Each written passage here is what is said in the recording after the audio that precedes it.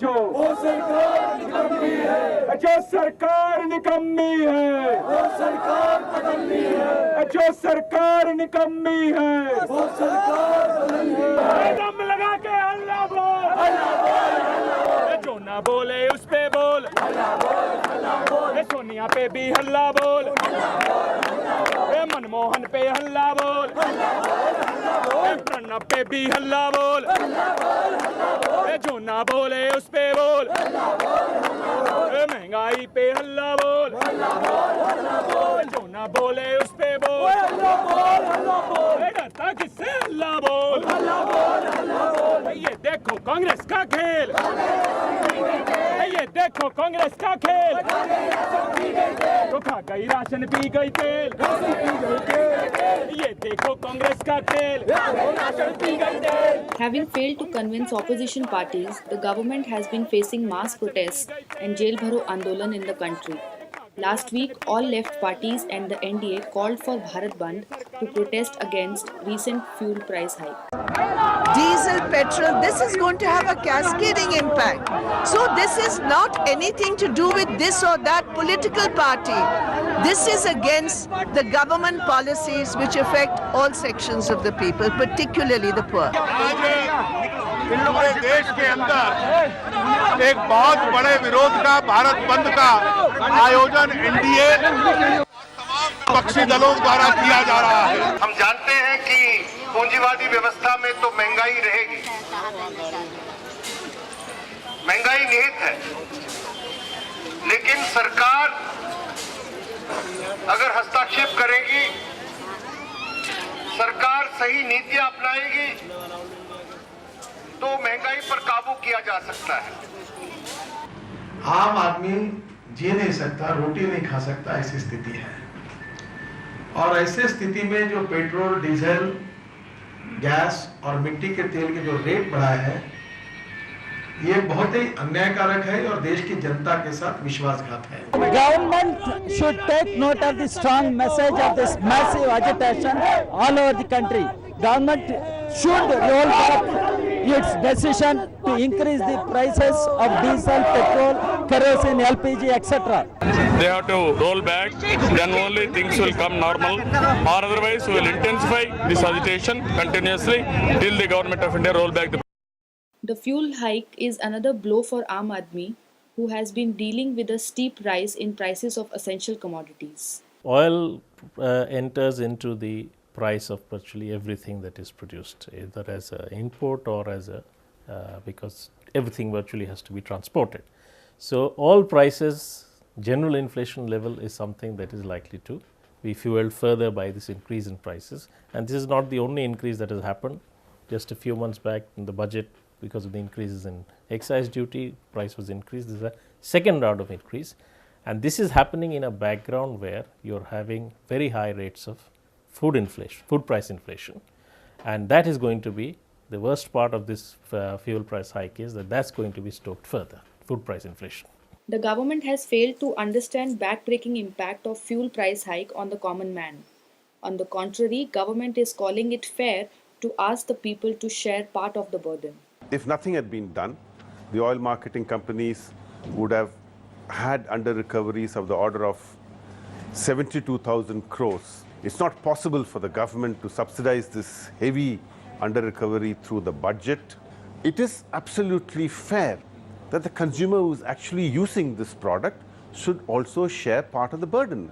As far as people are concerned, they are not the ones who have the mechanisms to deal with sudden sharp rises in prices of not only oil but all other commodities whose prices are linked to these prices.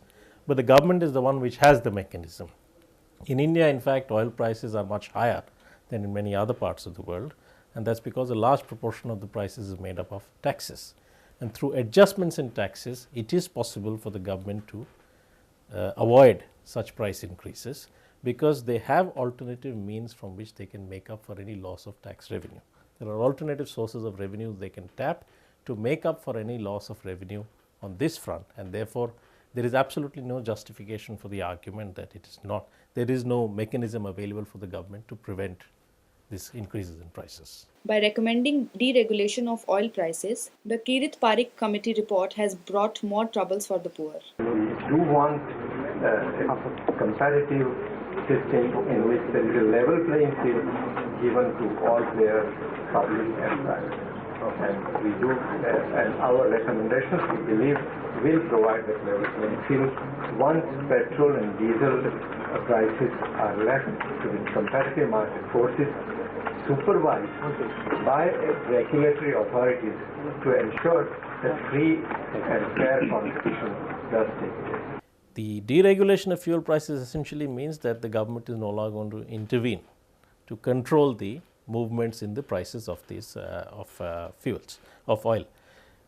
Given the background or the context in which oil prices have become highly volatile and have shown the capacity to rise very sharply in short periods of time, deregulation of oil prices in this background means that we are exposing the Indian people to very sharp increases in prices, possibility of very sharp increase in prices in very short periods of time, which would mean not only that oil prices would rise very quickly, but the general inflation in the economy is likely to be, the vulnerability of the economy to episodes of very sharp increases in prices increases significantly as a result of this measure of deregulation. 77% population in our country do not have more than 20 rupees to spend each day. But the UPA has persistently denied these figures, and our petroleum minister surely thinks price rise is a joke. Less than 1 rupee a day on LPG, 35 rupees.